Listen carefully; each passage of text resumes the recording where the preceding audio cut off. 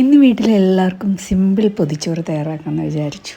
അപ്പോൾ 5-6 പേരുണ്ട്. അപ്പോൾ അവർക്കെല്ലാവർക്കും ഇന്ന് പൊതിച്ചോറ് വേണമെന്ന് പറഞ്ഞു. സിമ്പിളായിട്ട് ഒരുപാട് കറിയൊന്നുമില്ലാതെ സിമ്പിളായിട്ട് നമുക്ക് ഒരു പൊതിച്ചോറ് തയ്യാറാക്കാം.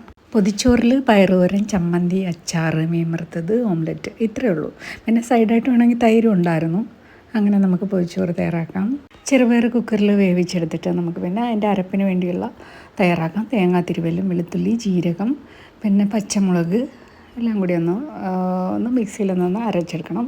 അതിനുശേഷം കടുക് വറുത്ത് അത് സാധാരണ എല്ലാവരും ചെയ്യുമ്പോൾ തന്നെ കടുക് വറുത്തിട്ട് അരപ്പിട്ട് ഇളക്കി കൊടുത്ത് പിന്നെ നമ്മൾ വേവിച്ച് വെച്ചിരിക്കുന്ന പയറും കൂടി ഇട്ട് ഇളക്കി അങ്ങനെ കുറച്ച് നേരം ഒരു ചെറുതീയിൽ ഒന്ന് വേവിച്ചിട്ട് അരപ്പൊക്കെ ഒന്ന് പിടിക്കാൻ വേണ്ടിയിട്ട് വേവിച്ചിട്ട് നമുക്ക് സ്റ്റവ് ഓഫ് ചെയ്യാം. അങ്ങനെ നമ്മളെ പയറുതോര ഇവിടെ റെഡിയായി. സിമ്പിൾ.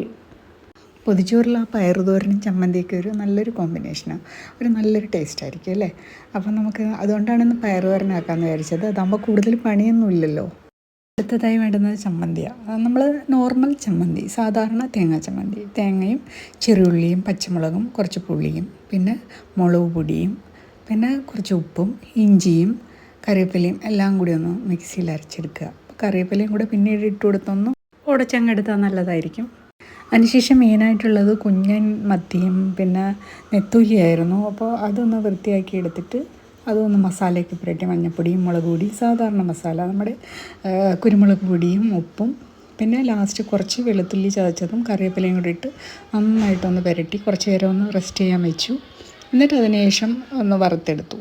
അപ്പോഴേക്കും കറണ്ട് അങ്ങ് പോയി കേട്ടോ. അതാണ് ഈ ഒരു ലൈറ്റ്. 2 സെപ്പറേറ്റ് ആയിട്ടാണ് വറുത്തത് കേട്ടോ. അങ്ങനെ നമ്മുടെ മത്തിയും നെത്തോലിയൊക്കെ വറുത്ത് എടുത്തതിന് ശേഷം നമുക്ക് ഇനി അടുത്തതായി നമുക്ക് ഓംലെറ്റ് ഉണ്ടാക്കണം. ഓംലെറ്റ് എന്ന് പറയുമ്പോൾ ഒരു 5-6 ഓംലെറ്റ് എന്തായാലും വേണം. അപ്പോൾ അതിനായിട്ടുള്ള ഉള്ളിയും പച്ചമുളകും കറിവേപ്പിലയൊക്കെ വേണം. അത് ഞാൻ നമ്മളെ ചോപ്പറിനകത്താണ് അരിഞ്ഞെടുത്തത്. അതാകുമ്പോൾ എളുപ്പമുണ്ടല്ലോ. എന്നിട്ട് ഡബിൾ ഓംലെറ്റ് വേണ്ടവർക്ക് ഡബിളും പിന്നെ സിംഗിൾ വേണ്ടവർക്ക് സിംഗിളും അങ്ങനെ ഓംലെറ്റെല്ലാം ഉണ്ടാക്കിയെടുത്തു. പിന്നെ പൊതിച്ചോറിൻ്റെ ഒരു പ്രധാനപ്പെട്ട പരിപാടി എന്നുള്ളതാണ് നമ്മൾ വാഴയില വെട്ടുക എന്നുള്ളത്. അപ്പോൾ വാഴയില അത് ഭയങ്കര ബുദ്ധിമുട്ടുള്ള കാര്യമായിരുന്നു. അത് വാഴയില അത് പൊക്കത്തായിരുന്നു നിന്നത്. അപ്പോൾ അതെല്ലാം ചായച്ചെടുത്ത് വെട്ടി കഴുകിയെടുത്തിട്ട് അത് പിന്നെ നന്നായിട്ട് വാട്ടിയെടുക്കണം. അപ്പോൾ അത് കുറച്ച് പാടായിട്ട് തോന്നി. അങ്ങനെ അത് 5-6 പേർക്ക് വേണം. അതുകൊണ്ടാണ് അങ്ങനെ അതൊക്കെ ഒന്ന് നന്നായിട്ട് വാട്ടിയില്ലെങ്കിൽ പിന്നെ അത് പണി പാളും, പൊട്ടിപ്പോവും. അപ്പോൾ അതും ഒന്ന് നന്നായി വാട്ടി. എന്തായാലും ചോറും കറികളും എല്ലാം സെറ്റാക്കി എടുത്തിട്ടുണ്ട്. ഇനി നമുക്ക് പൊതി ഇട്ടുക എന്നുള്ള പരിപാടിയാണ്. അങ്ങനെ വാഴയിലേക്ക് വാട്ടിയെടുത്ത് നമുക്ക് ചോറും കറിയെല്ലാം വിളമ്പി ഒന്ന് സെറ്റാക്കി എടുക്കണം.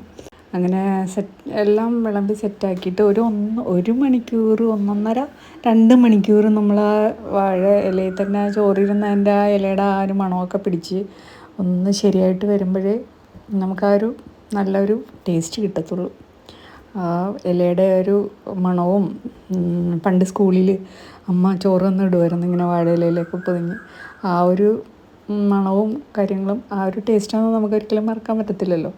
അപ്പോൾ അതൊക്കെ അങ്ങനെ ഒരു ഇത് വരണമെങ്കിൽ ഒരു 2 മണിക്കൂറെങ്കിലും കുറഞ്ഞത് നമ്മളിങ്ങനെ വെച്ചിരിക്കണം. എന്നിട്ട് കഴിക്കുന്നതാണ് നല്ലത്.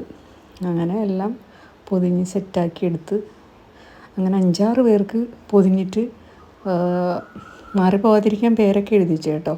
എല്ലാവരും പേരൊക്കെ എഴുതി വെച്ചു, അല്ലെങ്കിൽ പൊതി മാറിപ്പോവും. വലുതും ചെറുതുമായ പൊതികളുണ്ടായിരുന്നു. അങ്ങനെ എല്ലാവരെയും പേരൊക്കെ എഴുതി വെച്ച് റെഡിയാക്കി എടുത്തു. അങ്ങനെ ഒരു 1.5-2 മണിക്കൂർ അടുപ്പിച്ച് ഇങ്ങനെ ഇരുന്നു. പിന്നെ പൊതിച്ചോറായതുകൊണ്ട് എല്ലാവർക്കും ഒന്ന് ഭയങ്കര വിശപ്പ് കൂടുതലായിരിക്കും. അങ്ങനെ എന്തായാലും വെയിറ്റ് ചെയ്തു കുറച്ച് നേരം. പിന്നെ നമ്മൾ പൊതിയൊക്കെ തുറന്നു. അന്ന് നല്ല ഭക്ഷണമായിരുന്നു. നന്നായിട്ട് എല്ലാവരും കഴിച്ചു. വാഴയിൽ നിന്ന് 5-6 ഇല വെട്ടുക എന്നുള്ളത് മാത്രമായിരുന്നു ഒരു വലിയ ടാസ്ക്. പിന്നെ എല്ലാം സിമ്പിളായിരുന്നു. അങ്ങനെ എല്ലാവരും നന്നായി ഫുഡൊക്കെ കഴിച്ചു. അങ്ങനെ എല്ലാവർക്കും വീഡിയോ ഇഷ്ടപ്പെട്ടാൽ ലൈക്ക് ചെയ്യാൻ മറക്കരുത്. അപ്പോൾ അടുത്ത വീഡിയോയിൽ കാണും വരെ ബൈ. Thank you.